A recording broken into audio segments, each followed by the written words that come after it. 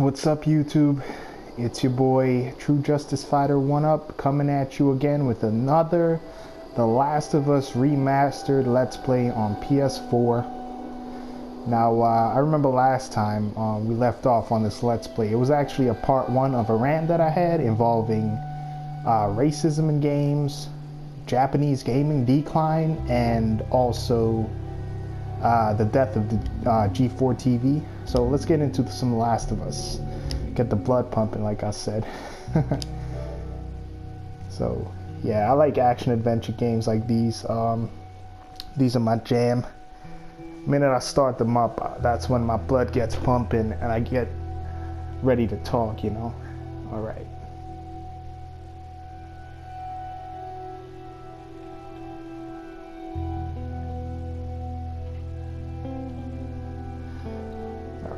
This game is going to be loading any second now.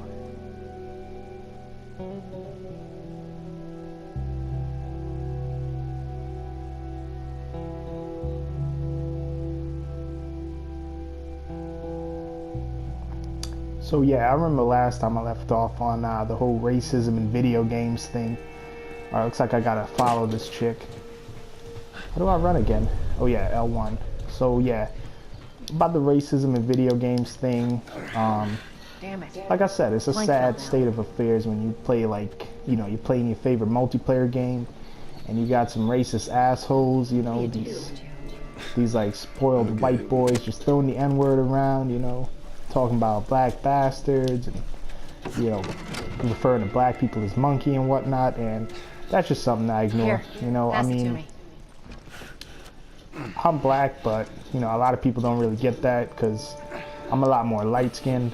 But I mean, regardless, I'm still black, and I refer to myself as such. You know, but you see racism like that all the time. You know, when I tell people, like, I would say my skin color is sort of like Arabic people's skin color.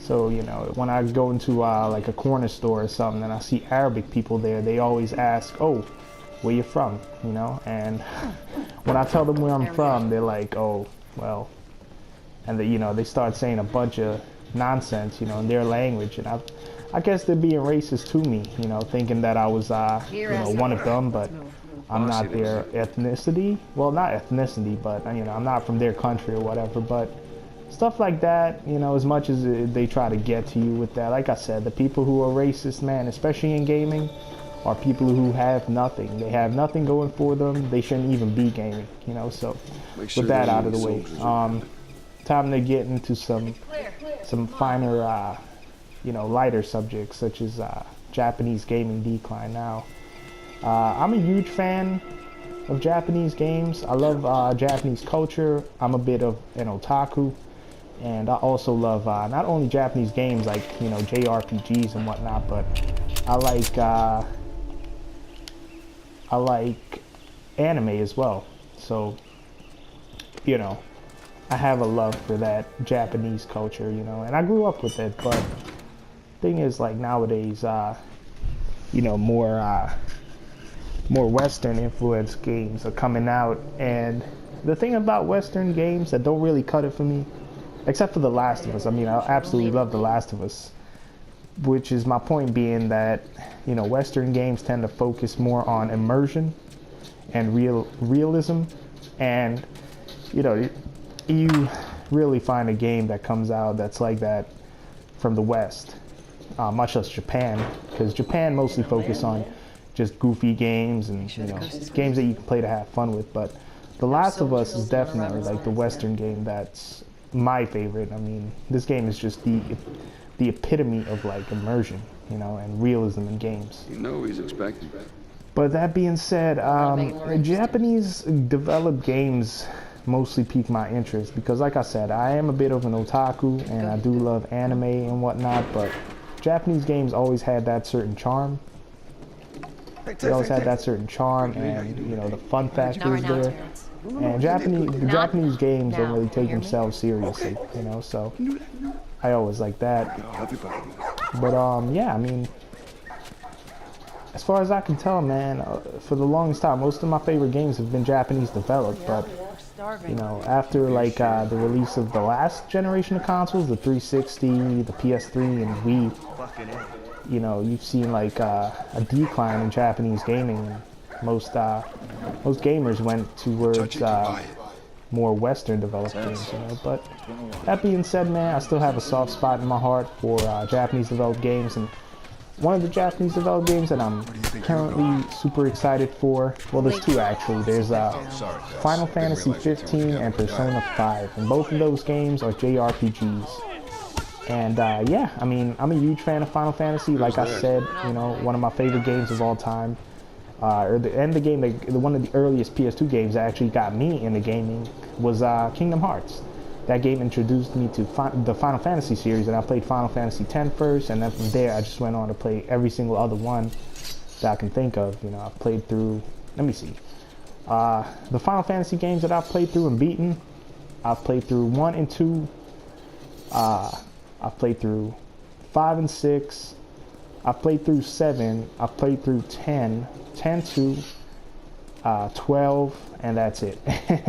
The rest I still have to beat, but Final Fantasy 15 looks like it's going to fix every single problem that plagued Final Fantasy 13. You know, 13 was just like, I just didn't know what they were going with that game, because, I mean, it was just it was too linear, and the battle system was too complicated, you know, and required too much precision, which I felt was unnecessary. You know, they could have made the game where it's like linear as fuck, but you know, the battle system is unacceptable, because as much as I wanted to like it, there were a lot of cool implementations. You know, I like the fact that, you know, you can sort of like choose commands, and you know, like your battle party and enemy party would be moving about. Oh, it looks like, speaking of battle systems, we're about to get into a battle in The Last of Us right now. But yeah, like 13 just ruined it for me. The battle system, you couldn't even choose your own attacks. You couldn't even choose your own abilities.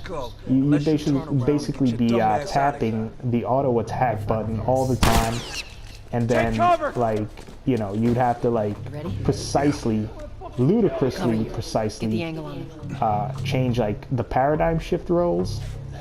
And yeah, that didn't cut it for me, and the game was just too linear. As for the linearity in it, like, I hated the fact that there was no exploration. I actually, coming off of 12, like 12 came before 13 obviously, and 12 I thought was amazing. I know a lot of people didn't even give 12 a chance because it was so different, but I thought 12 was amazing. And yeah, the thing about that game, it was huge, and it was so immersive in that like the battle system was realistic. So, you know, that was cool. But yeah, I mean, 13 ruined it for me. It was I wouldn't have minded if it was linear, but you know, depending on which, like, you had different branching paths that would change the story or give you different cutscenes. You know, that would have been cool in Final Fantasy 13. And yeah, they didn't do that though. But Final Fantasy 15 is fixing everything. When I looked at the game, I was just shocked at what I see. It just looks so excellent. You know, the world is much bigger.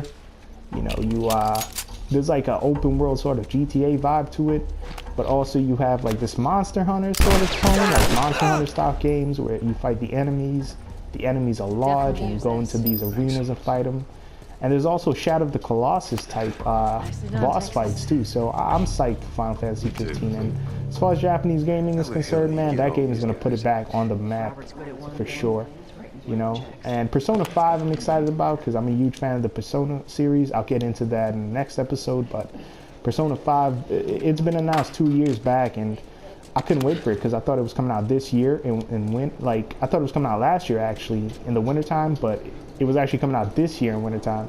And so far, 2 years after the initial announcement, there has been no leaks on it. So I'm pretty sure, like, you know, the guys over at working on Persona 5, they realize how popular the series has gotten. And I started out with Persona 3, but like I said, we'll get back to that in another episode. Now, as for the death of G4 TV, which is funny because the other day I was going through my YouTube, and I had seen a video for an old episode of X-Blade, which was like the 2003 Game of the Year special.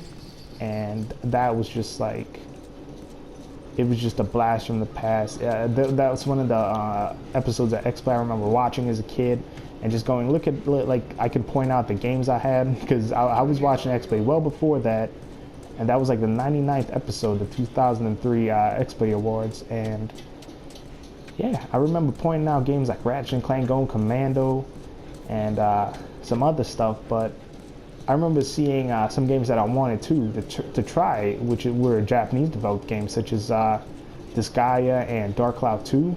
And I eventually got in TLOU 2, and funny thing about that is that I actually lent it to a supposed buddy of mine, but it doesn't seem like he wants to give it back to me, but I'm definitely gonna like go at his house or something and get it back, because that game means a lot to me. I mean, that's a game from my childhood, you know. TLOU 2 is one of the best PS2 games I ever played, you know, and I don't want it stolen from me. I have a bad history of people just stealing games from me, you know, like I lent this girl my copy of Resident Evil Revelations on 3DS. She never gave it back to me, just straight up, like, to my face.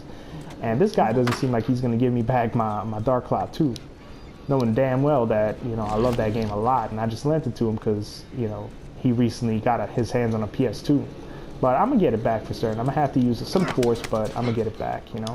And yeah, looks like I'm about to choke a guy out right now. Yeah, that's right.